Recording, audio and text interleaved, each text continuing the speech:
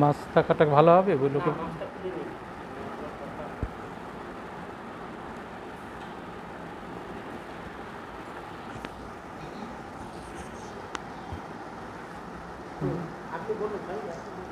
ओम अहित किं प्रेम घन दिव्यमूर्तिं आचार्य रूपं प्रणवं नमामि।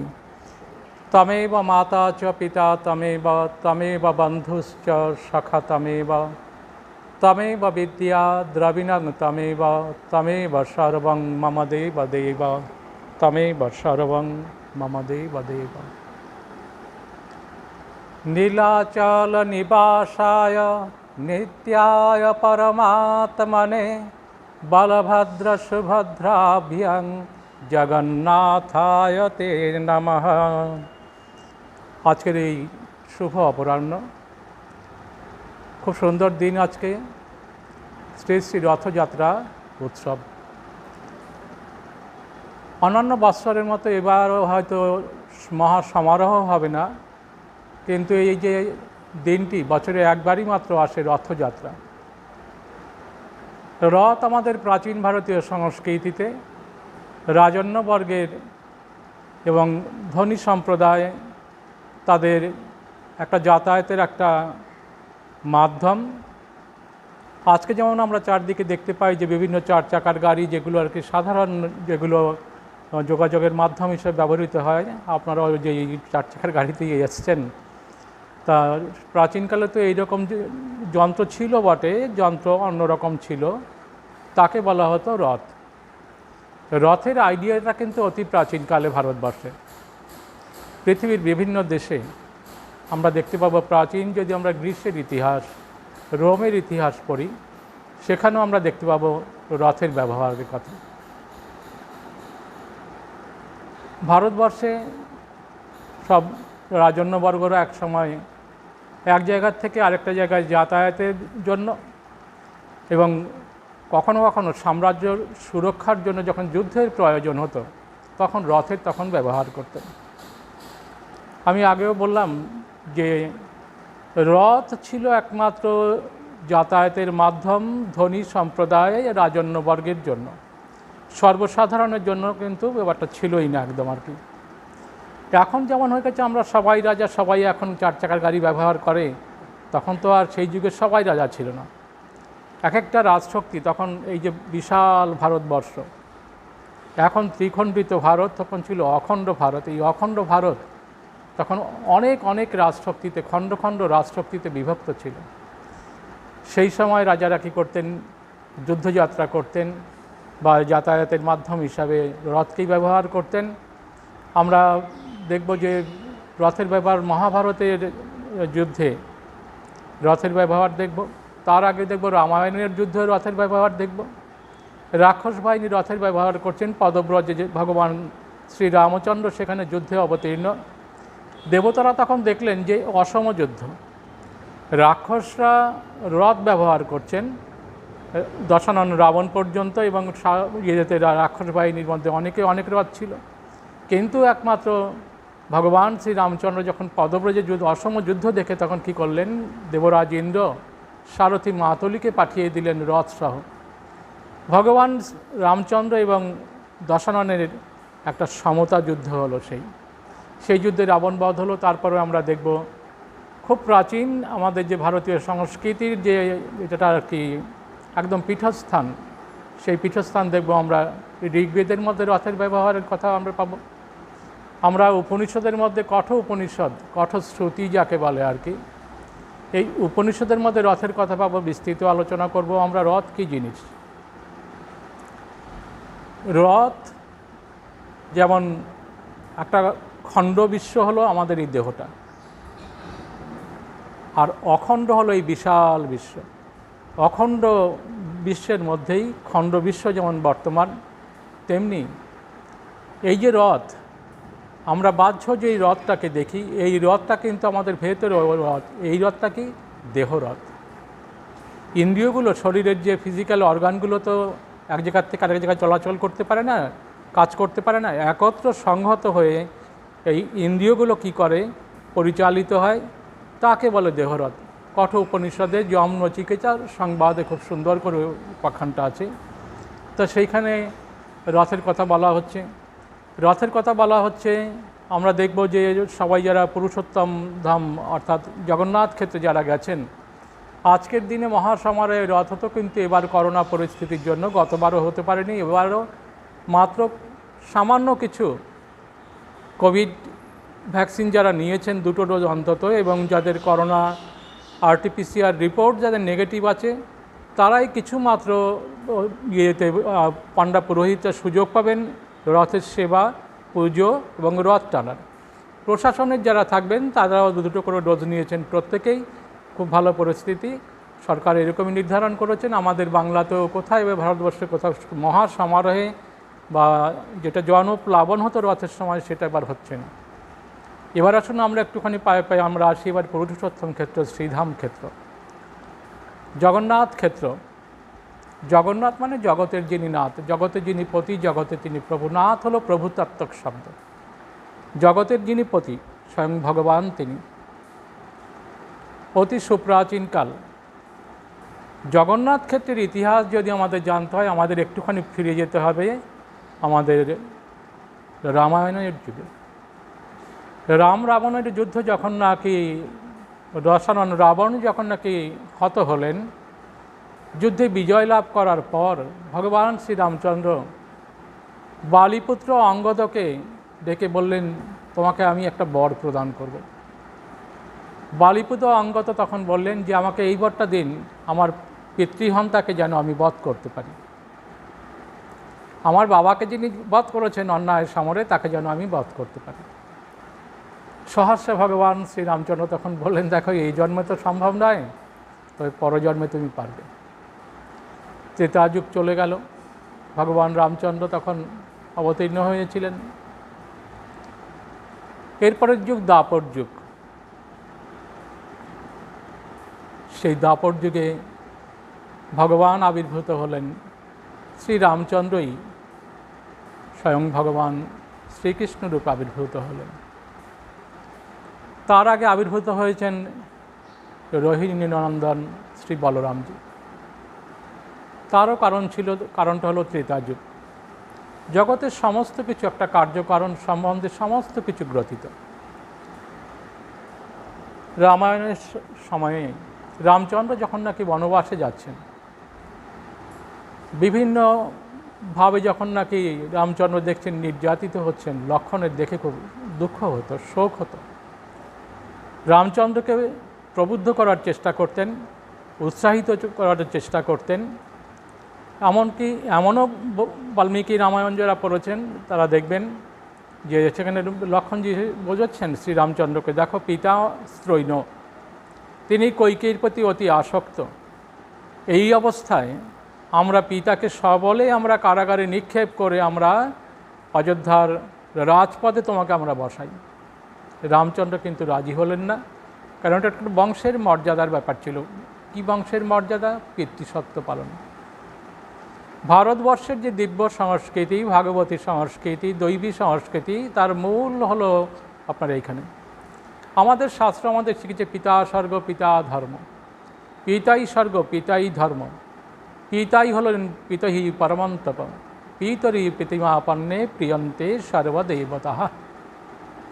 পিতা যদি নাকি প্রীত হন, সন্তুষ্ট হন, সমস্ত দেবতারা সন্তুষ্ট হন। আমাদের ভারতবর্ষই তো শিখিয়েছে, ভারতবর্ষের ঋষিকুল জননী জন্মভূমিশ্চ স্বর্গাদপি গরীয়সী। আমাদের মাতা গর্ভধারিণী মাতা জননী এবং আমাদের দেশ মাতৃকা স্বর্গের থেকেও শ্রেষ্ঠ। তা লক্ষণ যখন এরকম শেখাচ্ছেন বিভিন্নভাবে বিব্রত লক্ষণ রামচন্দ্রের এই দুরবস্থা দেখে বনবাস, এবং তারপরেও লক্ষণ তখন ভাবতেন যে দেখো আমি যদি জ্যেষ্ঠ হতাম তবে রঘুকুলের নিয়ম অনুযায়ী রাম কি করতেন, আমার কথা শুনতে বাধ্য থাকতেন, কিন্তু আমি কনিষ্ঠ, আমি বাধ্য আমার অগ্রজের আদেশকে পালন করতে। তা আমি পরজন্মে আমি অগ্রজ হয়ে জন্মগ্রহণ করব, আর শ্রীরাম জন্মগ্রহণ করবেন আমার কনিষ্ঠ হয়ে জন্মগ্রহণ করবেন। সেটাই হলো শ্রী বলরাম লক্ষণজি শ্রী বলরামজি হয়ে জন্মগ্রহণ করলেন, ভগবান রামচন্দ্র শ্রীকৃষ্ণ জন্মগ্রহণ করলেন। সেই সময় আমরা দেখব যে যখন নাকি একদম দাপরের অন্তিম সময়, মানে একদম অন্তিম দিনটা দাপর যুগে, সেই দিনকে ভগবান শ্রীকৃষ্ণ যখন দেখলেন কুরুক্ষেত্রের মহাসময়ের 36 বছর অতিক্রান্ত, সেই সময় ভগবান শ্রীকৃষ্ণ দেখলেন একটা যুগের একটা সমাপ্তির সময় আসে, যুগের একটা সীমারেখা থাকে। ভগবানও যখন আসেন নির্দিষ্ট কিছু কর্ম তার সংকল্পের মধ্যে থাকে, সেই কর্মগুলো যখন নাকি সব সম্পন্ন হয়ে যায় তাকে তখন লৌকিক শরীর পরিত্যাগ করতে হয়। ব্রহ্মাজি সে সমস্ত দেবতারা আসলেন ভগবান শ্রীকৃষ্ণের কাছে, তারা নিবেদন করলেন দীর্ঘদিন আপনার শ্রীধাম বৈকুণ্ঠ আপনি শূন্য হয়ে পড়ে আছেন। একটা কথায় বলে দেখবেন আপনার গৃহ কথায়, বামুন গেল ঘর নাঙল তুলে ধর, মানে যখন নাকি বামন যখন চলে যায় না তখন চাষারা কী করে, কিছুক্ষণ বিশ্রাম করে নেয়। ভগবান যখন উপস্থিত থাকেন না তখন কি হয়, তখন একটা বিশৃঙ্খলা হয়। ভগবান এসেছেন লোকরক্ষার জন্য, পৃথিবীকে রক্ষা করছেন ভগবান, পৃথিবীর ভারকে সে লঘুতা প্রদান রক্ষা করছেন, কিন্তু বৈকুণ্ঠে সেখানে দেবলোকে সেখানে একটা বিশৃঙ্খলা। দেবতারা আসলেন, বৈকুণ্ঠ কাকে বলে? বৈকুণ্ঠ কোনো একটা কল্পিত লোক নয়। শাস্ত্র বলছেন বিকুণ্ঠিতা বুদ্ধি যাত্রা সবৈকুণ্ঠ, যেখানে গেলে আপনার বিবেক বুদ্ধি বৈষয়িক কোনো ভাবনা চিন্তা রাখবে না, শুধু ভগবত চিন্তনই একমাত্র আপনি অবলম্বন করবেন, সেই জায়গাটা হলো বৈকুণ্ঠ। বৈকুণ্ঠ কোনো কল্পিত কোনো লোক নয়। আপনার মনেই যখন আপনি নিরন্তর ভগবত চিন্তন করতে থাকেন, কোনো বিষয় বুদ্ধি বিষয় কামনা প্রত্যাশা কিছু রাখেন না, আপনি তখন বৈকুণ্ঠের অধিবাসী হন। আপনি পৃথিবীতে এই মর্তলোকে থেকে মরলোকে থেকেই আপনি বৈকুণ্ঠের অনুভব করতে পারবেন যখন আপনি ভগবত শরণাগতি আপনার মধ্যে আসবে। তা ঠিক সেই সময় আর কি ভগবান শ্রীকৃষ্ণ দেখলেন দুর্দমনীয় অপ্রতিরোধ্য এই তার এই যদুকুল বাহিনী, সংখ্যায় বিশাল। কুরুক্ষেত্রের মহাসমরে অনেক সৈন্য নিপাতিত হয়েছে, কারণ নারায়ণীর সেনা যেটা সে তো দুর্যোধনের পক্ষে ছিল, তবুও দেখেছেন এখনও যত যদু তাদের রোধ করতে পারবে না। তখন ভগবান শ্রীকৃষ্ণ দেখলেন কি নিষ্পৃহ ভাব, তবেই না তাকে বলো ভগবান। ভগবান তখন দেখলেন যে এই যদুকুল বাহিনীকে যদি নাকি আমার মানে লীলাদের অবসানের আগেই যদি আমি নিঃশেষ যদি না করি, ত্রাস হয়ে যাবে জগতের পক্ষে, এদের কেউ প্রতিরোধ করতে পারবে না, জগতের অমঙ্গলের কারণ হবে। শ্রী ভগবান শ্রীকৃষ্ণ এসেছিলেন পৃথিবীর ভার লাঘব করার জন্য, নিজের বংশটাকে পর্যন্ত কি করলেন, তিনি সুকৌশলে মুনিদের দিয়ে অভিশাপ দিয়ে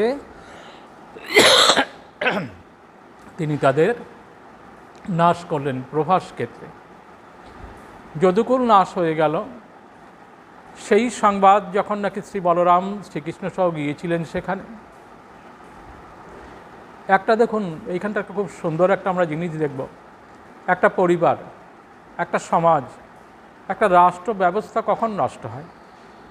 যখন নাকি পরিবার সমাজ রাষ্ট্র ব্যবস্থার মধ্যে জ্যেষ্ঠের প্রতি কনিষ্ঠের শ্রদ্ধাভাব থাকে না, কনিষ্ঠের প্রতি জ্যেষ্ঠের স্নেহভাব থাকে না, সমাজে যখন ব্যভিচার অনাচার এবং জ্যেষ্ঠকে অমান্য করা, তাদের আদেশকে অমান্য করা, লোকরক্ষার জন্য প্রয়াস না করা, উচ্ছৃঙ্খলতা, মদ্যপান, ব্যভিচার, এইগুলি যখন সমাজে প্রকট হয় তখন জানবেন সেই পরিবার, সেই সমাজ, সেই রাষ্ট্র ব্যবস্থা ধ্বংসোন্মুখ। ভগবান শ্রীকৃষ্ণ কী করলেন, এই উদ্ধত যদুকুলকে নিজেই সংকল্প বলে ব্রাহ্মণদের দ্বারা অভিশপ্ত করিয়ে নাশ করালেন। সকলেরই জানা মুসল পর্ব মহাভারতের। তারপরে ঠিক সেই সময় ভগবান শ্রী বলরামজি যোগস্থ হয়ে প্রভাস ক্ষেত্রে তিনি সমাহিত হলেন, তার মুখ থেকে বিশাল একটা শ্বেত সর্প সমুদ্রের জলে প্রবেশ করল। ভগবান শ্রীকৃষ্ণ কিন্তু দেখলেন দেখে তিনিও তখন দেহত্যাগের মানস সংকল্প করলেন। সেই সময় এসছেন উদ্ধবজি। উদ্ধবজিকে তিনি তখন দেখবেন শ্রীমদ্ ভাগবত গ্রন্থের আপনার দ্বাদশ স্কন্ধ পড়ে দেখবেন, খুব সুন্দর শ্রী ভগবান অনেক উপদেশ দিলেন শ্রী উদ্ধবজিকে। অন্তিম যখন উদ্ধবজি যখন নাকি বললেন তুমি এখন এই স্থান পরিত্যাগ করো, তুমি চলে যাও বদরিকা আশ্রমে, মানে বদ্রীনাথ ধামে। উদ্ধবজি তখন জিজ্ঞেস করছেন, আপনার যখন নাকি হবে, আপনি যখন এই পৃথিবী থেকে লোকান্তরিত হবেন, তখন তো কলি এসে গ্রাস করবে পৃথিবীতে। ধর্ম তখন কার আশ্রয় থাকবে, কোথায় থাকবে তখন ধর্ম? কে জগৎকে আলো দেখাবে? ভগবান শ্রীকৃষ্ণ তখন উদ্ধবজি খুব সুন্দর করে বললেন, তিরোধায়ং প্রবিষ্টামি শ্রীমদ্ ভাগবতার নামম। আমার পার্থিব দেহের নাশ হবে বটে, সমস্ত কিছু জগতে নাশ হবান, জাগতিক সমস্ত কিছু পাঞ্চভৌতিক দেহের নাশ হবে আমার, কিন্তু আমার যে ঐশী শক্তি, এই শক্তি নিবিষ্ট থাকবে শ্রীমদ্ ভাগবত গ্রন্থের মধ্যে। তিরোধায় প্রবিষ্টং শ্রীমদ্ ভাগবতার নবম। শ্রীমদ্ ভাগবত একটা মহা অর্ণব, একটা মহাজ্ঞানের সমুদ্র। এই শ্রীমদ্ ভাগবত গ্রন্থকে যারা নাকি আপনার আশ্রয় করবে, তারা কি করবে? আমার ঐশী শক্তিকে তারা লাভ করবে, আমার ঐশী মাহাত্ম্যকে তারা উপলব্ধি করতে পারবে। ঠিক সেই সময় জরাব্যাধ এসছে, সেই মুষলের খণ্ডিত অংশকে তীরের ডগায় সংযোজিত করেছে।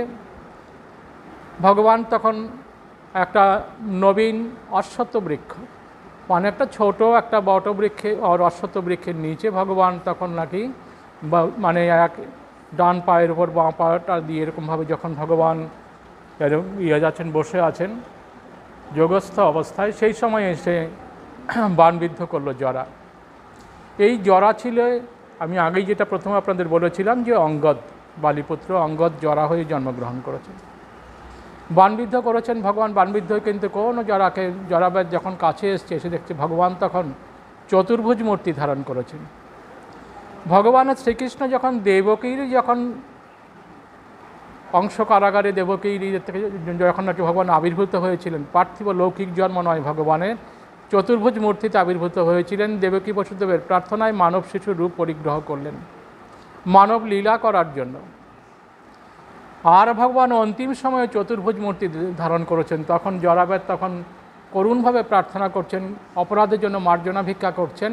তখন সান্ত্বনা দিয়ে তখন পূর্ব পরিচয় প্রদান করলেন। জরাব্যাধকে পূর্ব ত্রেতা যুগে বরের কথা বললেন, দেখো আমার এই দেহের নাশ হবে না, তুমি দুঃখ করো না, তুমি জরাব্যাধ, তুমি হবে সবরাজ, এবং তুমি ভবিষ্যতে পরজন্মে তুমি এই আমারই পূজক হবে। ভগবান শ্রীকৃষ্ণের পার্থিব দেহ অর্জুন আপনার চিতানলে দগ্ধ করার চেষ্টা করলেন। অনেকক্ষণ হয়ে গেল কিন্তু দেহ দগ্ধ হয় না। দৈববাণী হলো তখন, রে মূর্খ, তোমরা এই দেবদেহকে দগ্ধ করতে চাইছো, সমুদ্রে নিক্ষেপ করো। সমুদ্রে নিক্ষেপ করালো সেই দেবদেহকে, ভগবান শ্রীকৃষ্ণের দিব্যদেহকে।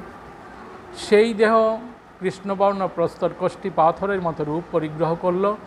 ভাসতে ভাসতে ভাসতে ভাসতে চলে আসলো এই শ্রীক্ষেত্র ধাম। তখনও শ্রীক্ষেত্রে এত মাহাত্ম্য ছিল না। সবরাজ বিশ্বাবসু সেখানে থাকতেন। সেখানে কোনো সম্ভ্রান্ত, কোনো উচ্চবর্গীয় ব্রাহ্মণ ক্ষত্রিয় এরকম জাতির কারো কখনো বাসস্থান হয়নি। তা সেই পর্বতে নীলাচল পর্বত তার নাম। পর্বত মানে এমনি পাহাড় নয়, বালির পাহাড় শুধুমাত্র। সমুদ্র, নীল সমুদ্র, আর তার পাশে বালির যে ঢিপি পাহাড়, তাকেই সেই পর্বতে নীলাচল। সেইখানে কি করতেন? সেইখানে এই সবরাজ বিশ্বাবসু ভগবানকে পুজো করতেন, নীল শিলাধিনাথ। তাই এইরকম আর কি দেবর্ষী নারদের বর প্রভাবে মহারাজ ইন্দ্রদ্যুম্ন তপস্যা করছেন ভগবত দর্শনের জন্য। দেবর্ষী নারদের নির্দেশ এবং দৈববাণীতে কী করলেন, তখন এই তার বিদ্যাপতি নামে তার অনুচরকে পাঠালেন এই ভগবান শিলারূপ ধারণ করে যেখানে আছেন দর্শন করতে, খুব সুকৌশলে সেখানে দর্শন করলেন।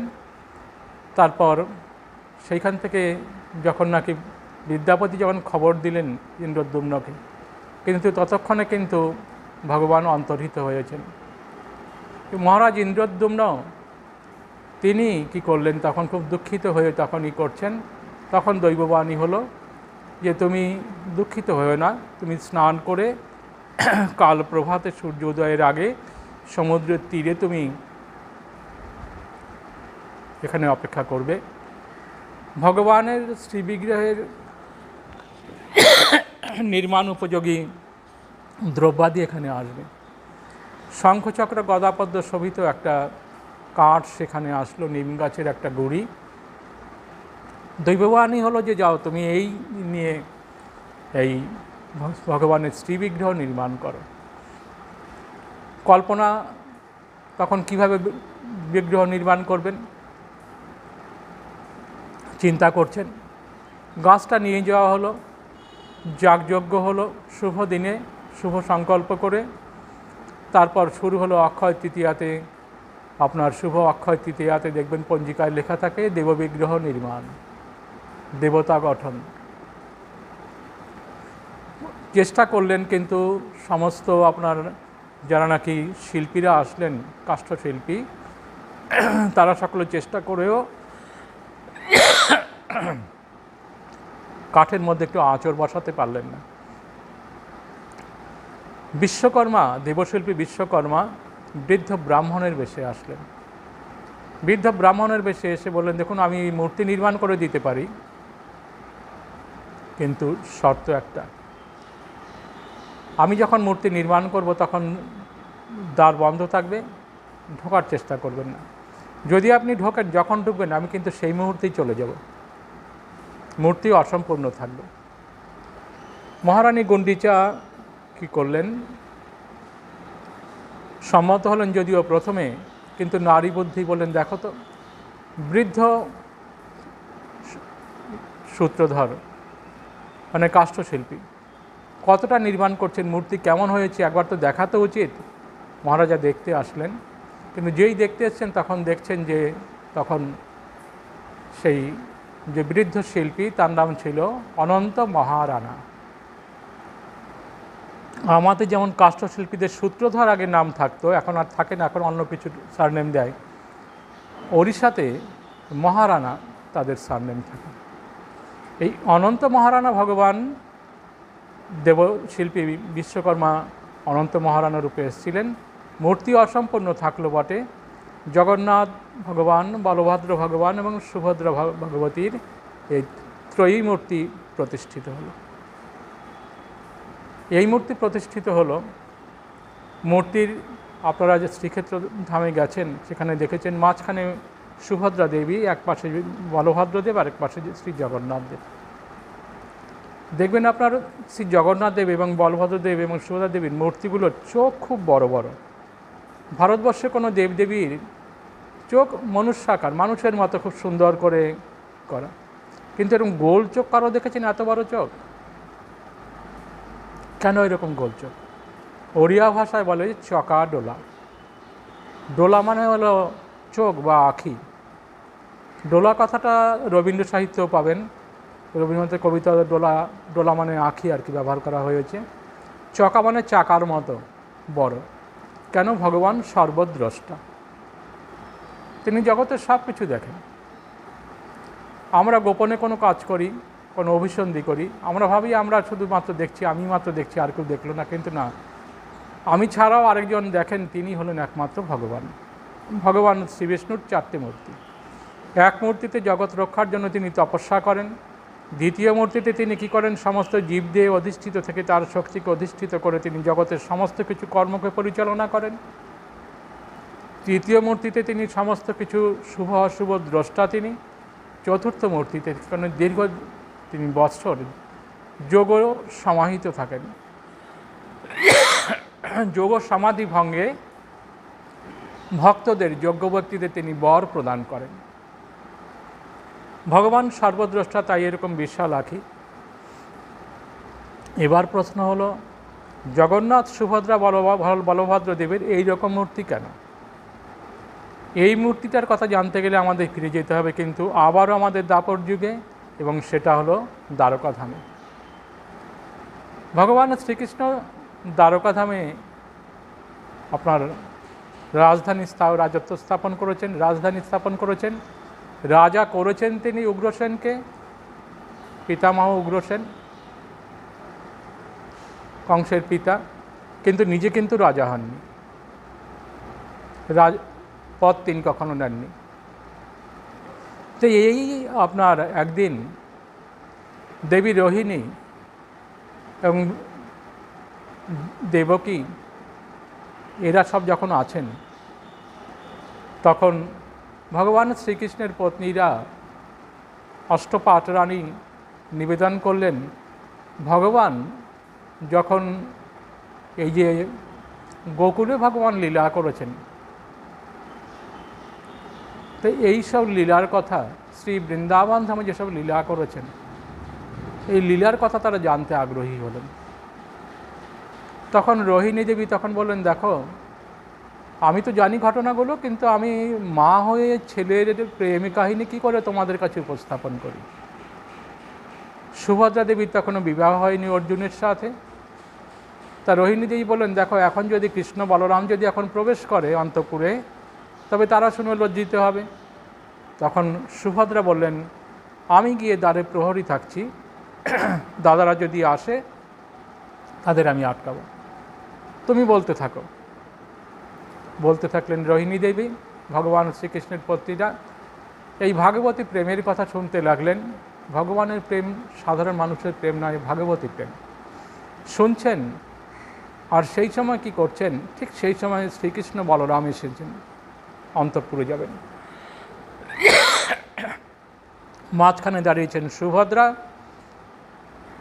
বলভদ্র এবং জগন্নাথ দুই দিকে দুহাত এরকম বাহু প্রসার কি করলেন, যেতে নাহি দিব।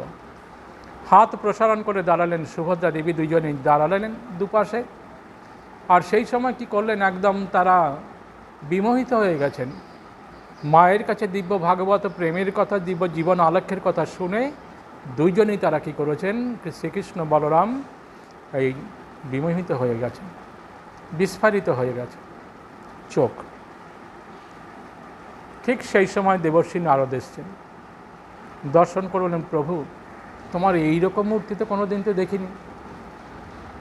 বলেন, দেখো এই মূর্তি দাপরে পূজিত হবে না, কলিতে শ্রীক্ষেত্র ধামে এই মূর্তি পূজিত হবে।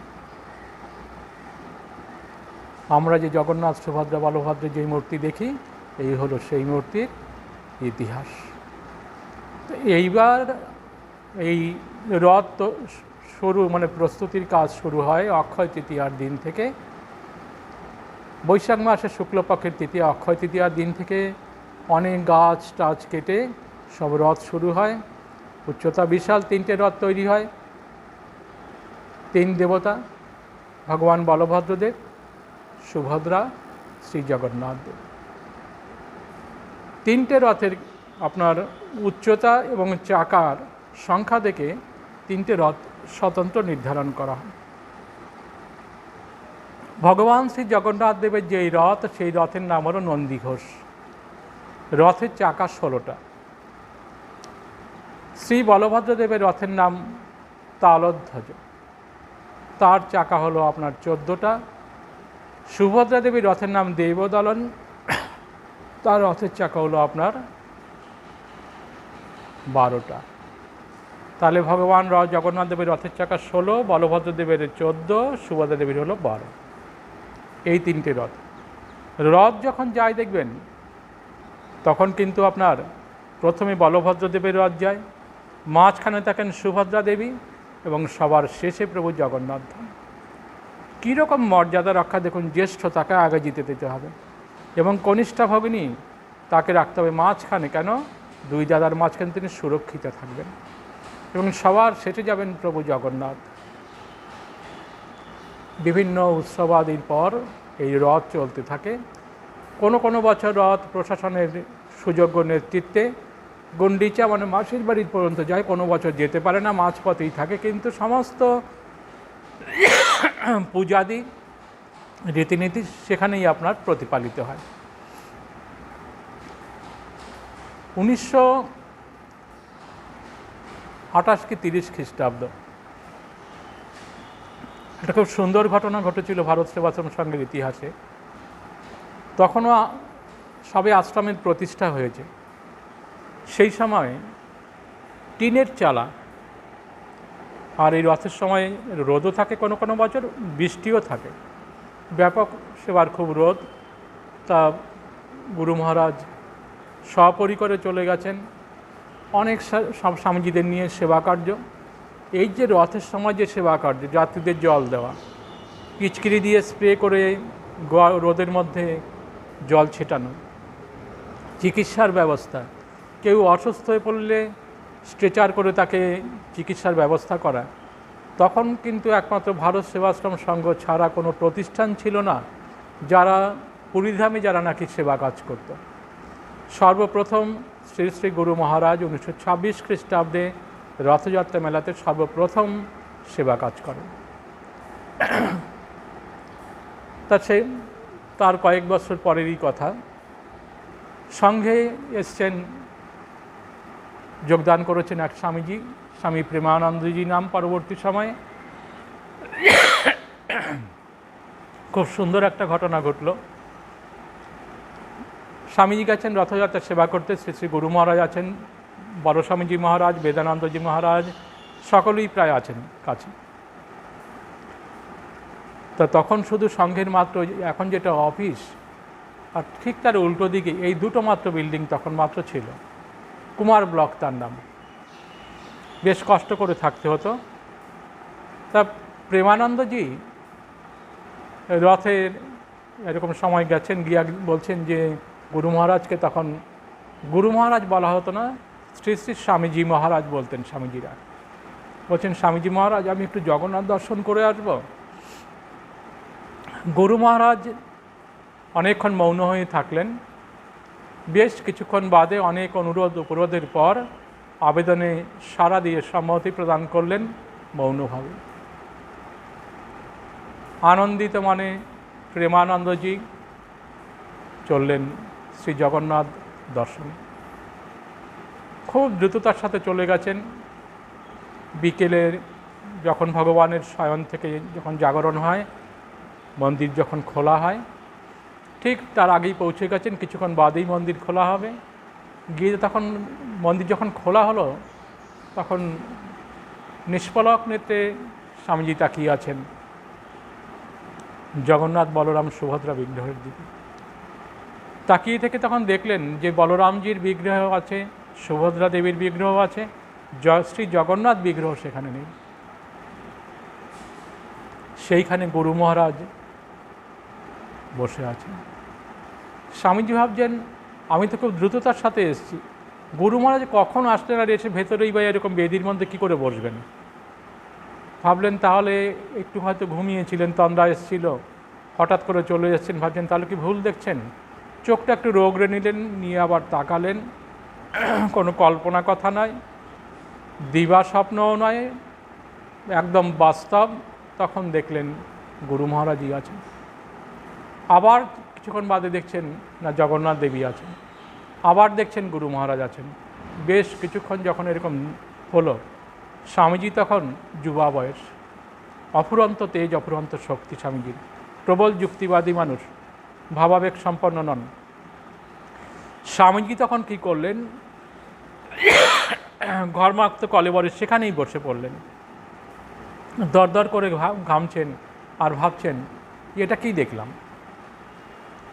খুব দ্রুতবেগে চলে আসলেন আশ্রমে। এসে দেখেন বেদানন্দজি সাক্ষাৎ হলো। তখন শ্রীমৎ বেদানন্দ স্বামীজিকে প্রণাম করেই তখন বললেন যে এই জগন্নাথ দর্শনের রহস্যটা।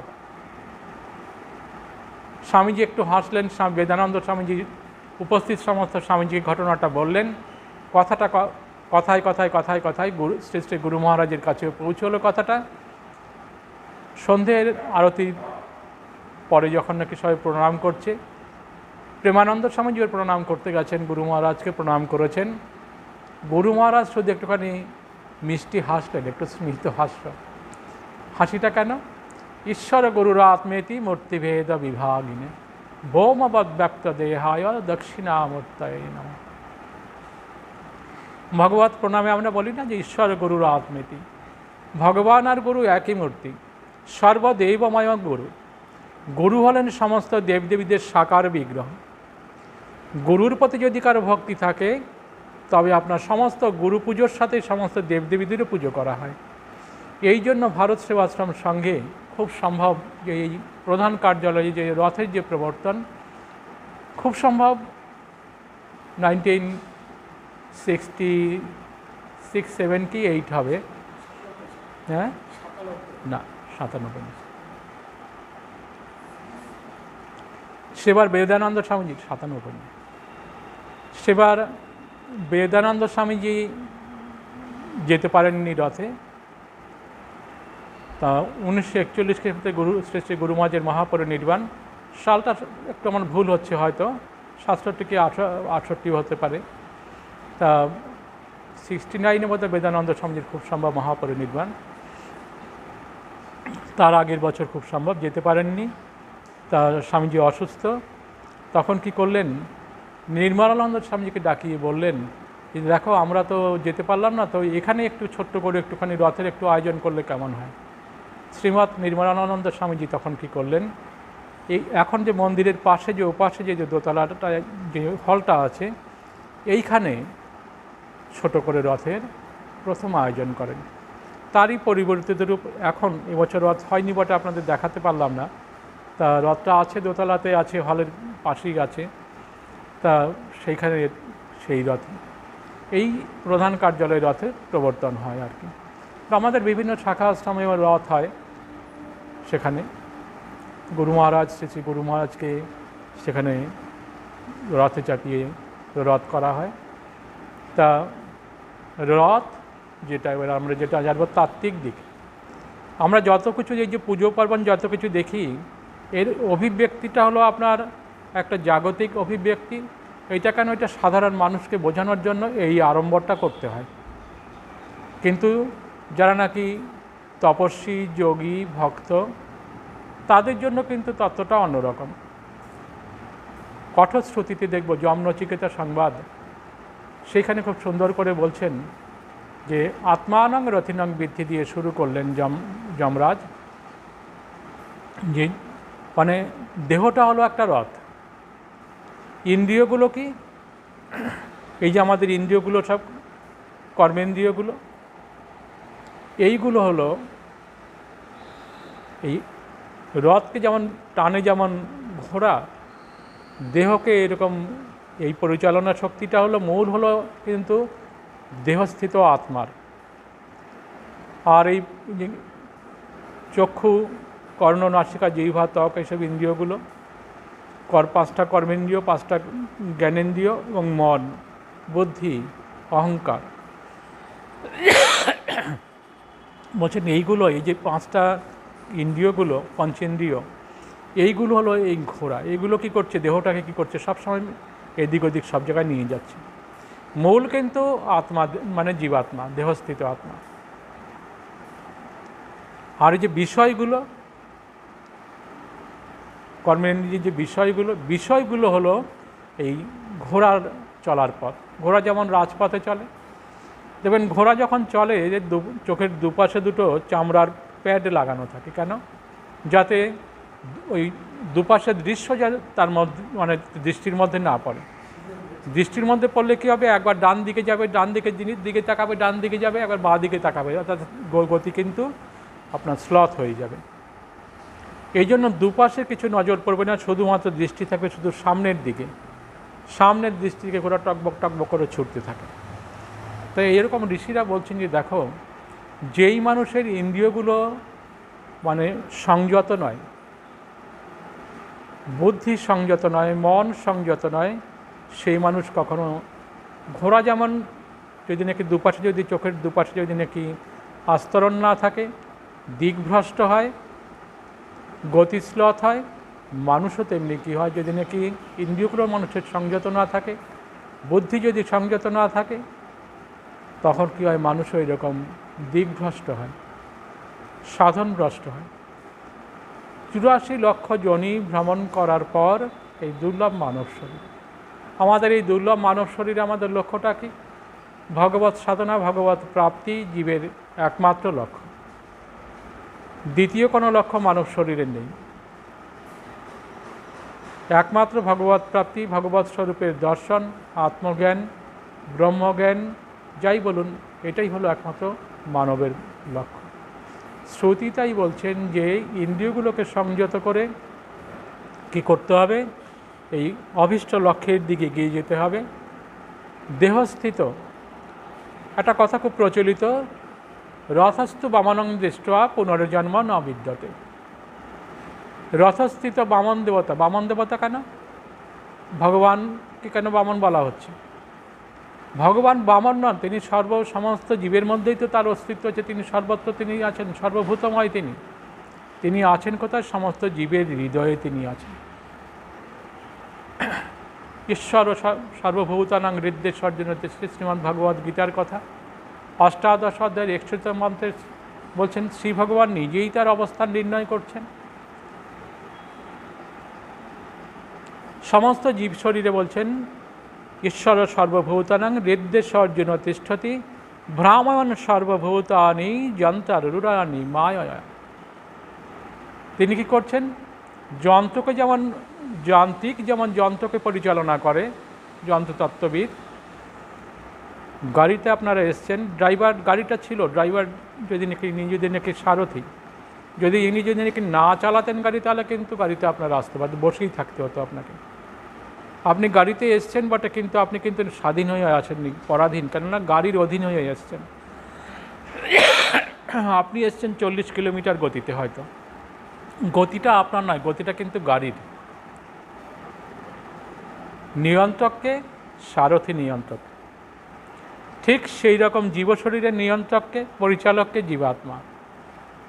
তিনি যখন নাকি সমস্ত জীবের মধ্যে তখন তিনি সর্বভূত আত্মা, যখন পরম শ্রেষ্ঠ রূপ তখন তিনি পরমাত্মা।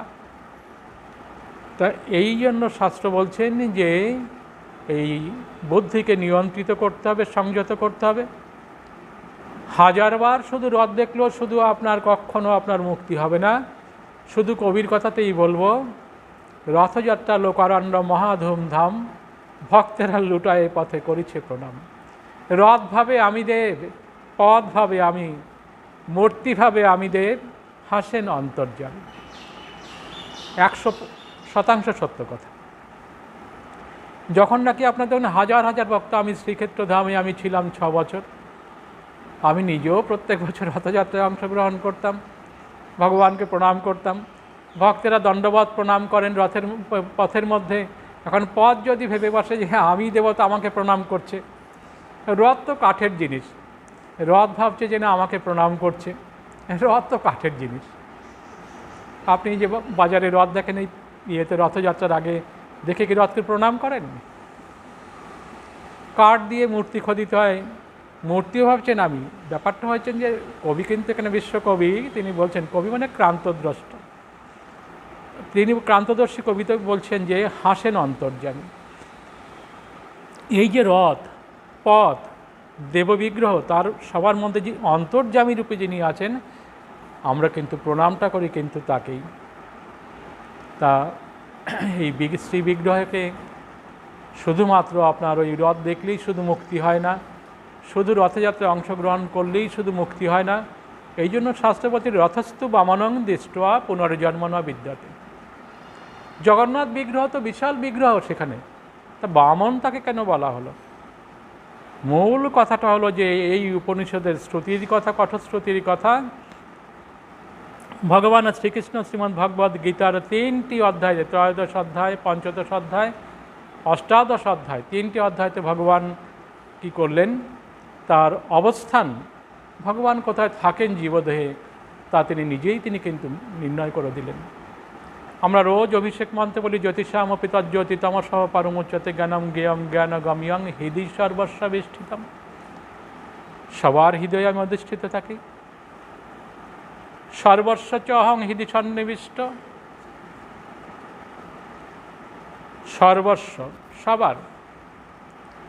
ভগবান অনন্য নিরপেক্ষ, তাই তিনি তো বলতে পারেন ন মে দেশস্তি ন প্রিয়, আমার বিদ্বেষ করার কেউ নেই, আমার প্রিয়ও কেউ নেই। অনন্য নিরপেক্ষ তিনি। আমি সবার মধ্যে আছি, ভক্তের মধ্যেও আছি, অভক্তের মধ্যেও আছি। তো এই যে ভগবান, শ্রী ভগবান যে বলছেন যে কি করছেন, তাহলে অষ্টাদশ অধ্যায়ের 61তম মন্ত্রে যেটা বলছেন ঈশ্বর সর্বভূতানাং, তিনি কিন্তু এখানে বললেন না যে মানে আমি, এতক্ষণ বলছেন সর্বস্ব চ অহম, এখানে নিজের কথা বললেন। তারপরে আগে বললেন যে জ্যোতিষাময় তজ্জ্যোতি তমস পরমজ্যোতি জ্ঞানম জ্ঞাম জ্ঞানগম্যং হৃদি সর্বস্ব বিষ্ঠিতম, এখানেও নিজের কথা বলা হলো। 61তম মন্ত্রে বলছেন ঈশ্বর, মানে ভগবদ্ গীতা শাস্ত্রের সমাপ্তি, কনক্লুশনের পর্যায়ে গিয়ে ভগবান বলছেন তিনি স্বয়ং ঈশ্বর। সেখানে আমি আর বলছেন না, বলছেন ঈশ্বর। ঈশ্বর কাকে বলেন? ঈশ্বর শব্দটা হচ্ছে ইস ধাতুর শিলার্থে বরজ প্রত্যয়কে যুক্ত করে। নিত্য নিরন্তর নবনব সংকল্প করাটাই হলো যার কাজ। জগতে যত কিছু কর্ম প্রবর্তিত হচ্ছে তারই সংকল্পে, তারই অনুপ্রেরণাতে। তাই শ্রী ভগবান বলছেন ঈশ্বর সর্বভূতানাং, আমি ঈশ্বররূপে সমস্ত ভূতের মধ্যে, ভূত মানে জীব, সমস্ত জীবের মধ্যে আমি আছি। কীভাবে আছি? হৃদ্দেশ অর্জুন তিষ্ঠতি, হৃদয়ের মধ্যে আছে। হৃদয় কোথায়? আমাদের বাংলায় হৃদয় আর হৃদযন্ত্র দুটোকে এক করে ফেলা হয়। বুকের বাম দিকে থাকে হৃদযন্ত্র, হৃদয় থাকে না। এই যে খাস দেখছেন, নাভিমূল থেকে 10 আঙ্গুল ঊর্ধ্বে, কণ্ঠকূপ থেকে 10 আঙ্গুল নিচে, এই পাঁজরাটা যেখানে এসে শেষ হলো, এখানে এই অঙ্গুষ্ঠ, বৃদ্ধাঙ্গুষ্ঠের ডগার মতো একটা যে জায়গা আছে, খাজ, সবাই মেপে দেখো আছে কিনা, তোমাদের আছে? হৃদয়ও আছে, তাহলে ভগবানও, শ্রী ভগবান এখানেই আছেন। এইটাকে বলে হৃদয়। ঈশ্বর সর্বভূতানাং হৃদ্দেশ অর্জুন তিষ্ঠতি ভ্রামায়ণ সর্বভূতানি যন্ত্রারূঢ় নির্মায়া। যন্ত্রারূঢ় পত্তলিকার মতো কী করেন, কলের গাড়ি, কলের পুতুলকে যেমন যতটুকু চাবি দিয়ে দেয় ততটুকু পুতুল ওই গাড়িটা চলে, ঠিক সেই রকম ভগবান কী করেছেন, যার যার শুভ শুভ কর্মের নিয়তি অনুযায়ী যতটুকু আমাদের ভোগ প্রাপ্তি আছে ততটুকুই আমাদের জন্য কর্ম নির্ধারণ করে রেখেছেন। ততদিনই আমরা বেঁচে থাকি পৃথিবীতে এসে, সুকর্ম দুষ্কর্ম আমরা করি। এই আমাদের যে হৃদয়ে ভগবান আছেন, তার ক্রিয়াশক্তিকে 5 ভাগে ভাগ করেছেন: প্রাণ, অপান, সমান, জ্ঞান, উদান। অক্সিজেন নিচ্ছি, প্রাণবায়ু নিচ্ছি, অপান বায়ু রূপে কী করছে, এই হৃদয় থেকেই অপান বায়ু রূপে মলমূত্র নিঃসরণ হচ্ছে। জ্ঞান বায়ু সারা শরীরে রক্ত সংবহন করছে। উদান বায়ু প্রশ্বাস রূপে এবং শরীরের দূষিত পদার্থ নাক মুখ দিয়ে বের করে দিচ্ছে। সমান বায়ু কী করছে, খাদ্য পরিপাক করছে। আমাদের শরীরের কোনো কর্তৃত্ব কিচ্ছু নেই। শরীরের মধ্যে জীবাত্মা যিনি আছেন, সেই দেহস্থিত জীবাত্মা নিজের শক্তিকে, ক্রিয়াশক্তিকে 5 ভাগে বিভক্ত করে শরীরটাকে পরিচালনা করছেন। তার শ্রুতি যেটা বলছেন এবং শ্রী ভগবানও যেটা বলতে চাইছেন, যে ঋষি বাক্য যেটা, রথস্থিত বামনং দৃষ্টা পুনর্জন্ম নয় বিদ্যতে। রথস্থিত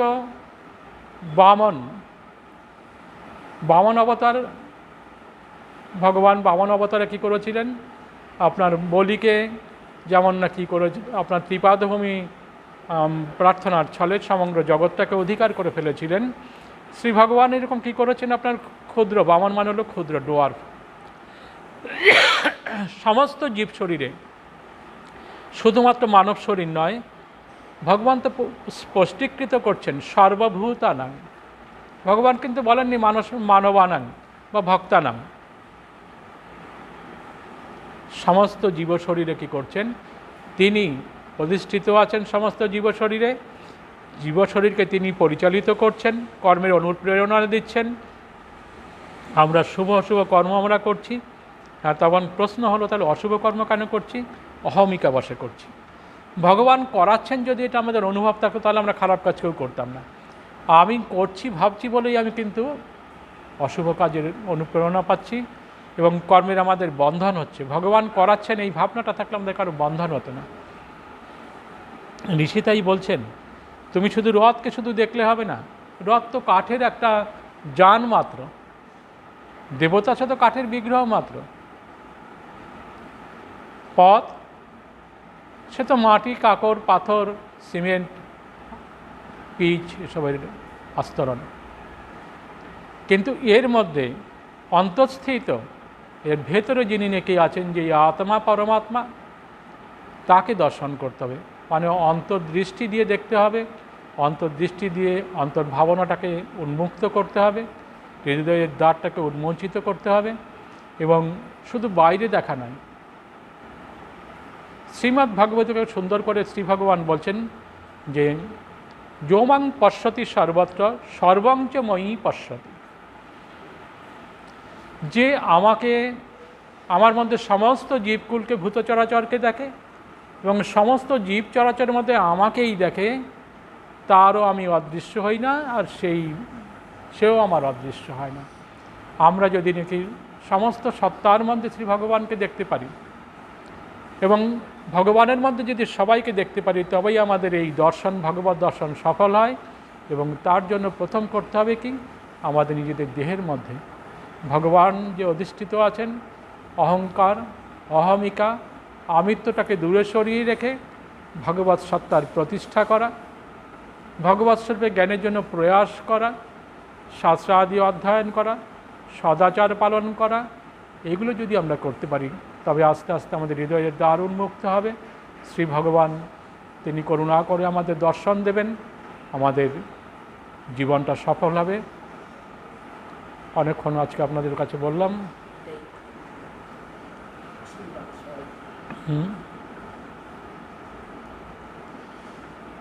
আজকের এই যে সংক্ষিপ্ত অনুষ্ঠান, এই অনুষ্ঠানটা মূলত রথযাত্রাকে কেন্দ্র করে প্রধান কার্যালয়ে এসছেন বিরাটে হিন্দু মিলন মন্দির থেকে।